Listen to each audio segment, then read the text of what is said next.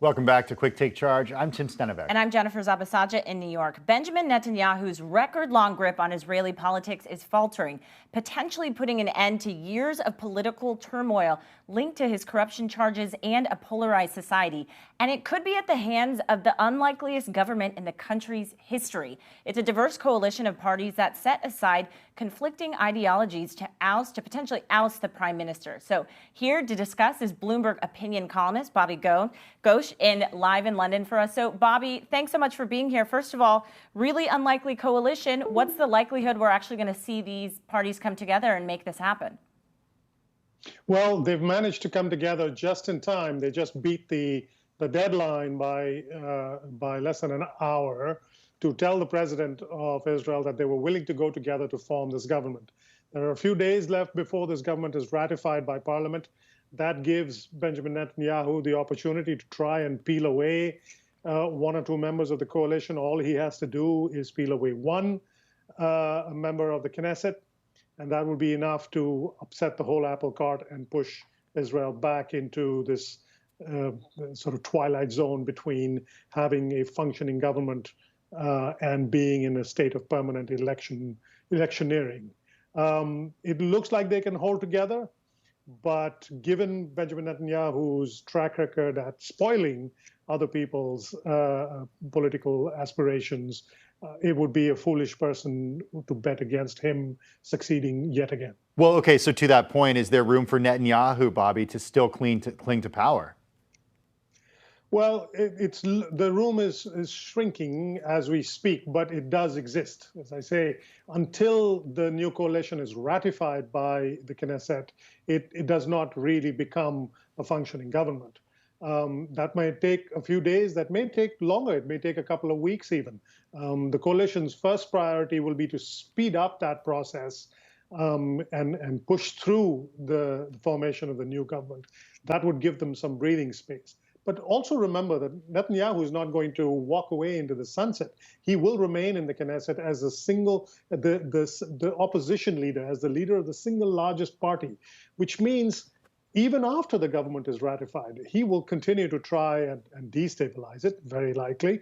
And a big part of the challenge for the new coalition will be just day-to-day management to stick together every day. So the leaders of the coalition will constantly be herding their flock and trying to protect the coalition from the advances, if you like, of the opposition and of Bibi Netanyahu. Absolutely. And Bobby, we've also seen Benjamin Netanyahu leave office and come back into office before. So that's a potential possibility as well. Can you just talk to us, though, about this coalition? Because it is bringing together some of the most unlikely people. So just talk to us about what makes it just so unique and who some of these people are. Well, even in Israel's history of coalition politics, and that's been pretty much throughout Israel's modern history, we've never seen a coalition like this. This coalition brings together the far right and the left, secular parties, religious parties. There's even an Islamist Arab party for the first time in Israel's history. So all of these parties have very different views of the world and very different views of what Israel should look like, should feel like, who's an Israeli, what is Israel's aspirations in the world. They are united by one thing and one thing only, which is we need to get rid of Benjamin Netanyahu. Once they have succeeded in doing that, then comes the difficult business of trying to figure out how do you move forward? What do you agree on when it comes to government policies? So far, what they've said is that they will not, in the interest of keeping the band together, they will not tackle the thornier issues. That they will focus on things like the economy, where we all know, where they all agree that Israel needs to have a budget. They haven't had a budget in 3 years. That's a non-controversial thing. Israel needs a budget. But the thing with Israeli politics is that the controversial things, for instance, how to deal with the Palestinians, have a tendency to come up and smack you in the face. No matter how badly you want to push them aside, they always come front and center.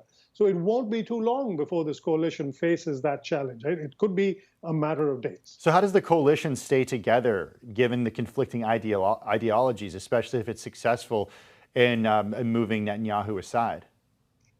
Well, that's the question that both Naftali Bennett, who's going to be prime minister, and Yair Lapid, who is going to be prime minister 2 years from now. That's the biggest question they have to address. How do they keep everybody in line with this disparate group? I, for one, don't expect them to succeed for very long. And for me, it's a question of whether it'll be weeks, months, probably not years. Right. And Bobby, we have to think about, too, sort of what we've come off of over the past few weeks, and obviously the discussions around the Iran nuclear deal, too, right? So these thorny issues are front and center.